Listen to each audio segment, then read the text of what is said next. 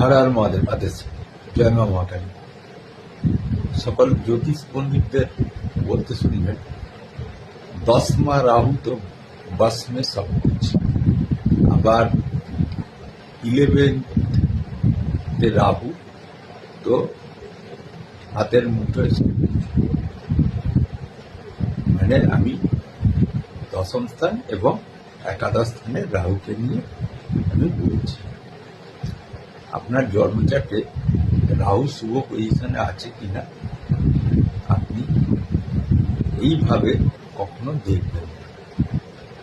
কারণ হচ্ছে আপনার জন্মচার্টের লগ্ন যাই হোক সেই লগ্ন সাপেক্ষে রাহু আপনার ফেভারেবল গ্রহ হতে পারে বা নন ফেভারেবল গ্রহ হতে পারে, কম গ্রহ হতে পারে।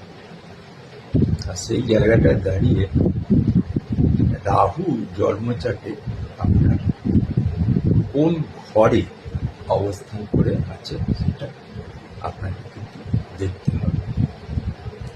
তাহলে রাহু কোথায় কোথায় শুভ ফল দিয়ে থাকে। রাহু শুভ ফল দিয়ে থাকে 1 নম্বর হচ্ছে মকর রাশিতে, 2 নম্বর হচ্ছে কুম্ভ রাশিতে শুভ ফল দিয়ে থাকে। এরপরে রাহু দুটো ঘরে শুভ ফল দিয়ে থাকে। সেটা হচ্ছে যে প্রথম হচ্ছে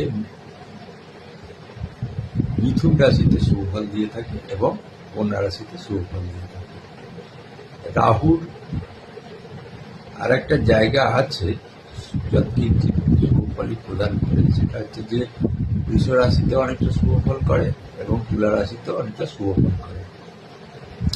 রাহু সবচেয়ে খারাপ ফল করে যেখানে সেটা হচ্ছে যে দেখুন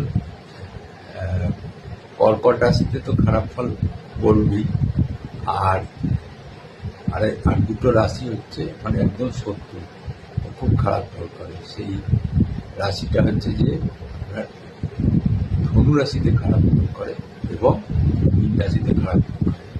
হ্যাঁ, এর সঙ্গে নক্ষত্রের ব্যাপারটা জড়িয়ে থাকে। কোন নক্ষত্রে আছে, সেই নক্ষত্রপতি কোথায় আছে, তার অবস্থানের উপরে অনেকাংশে শুভ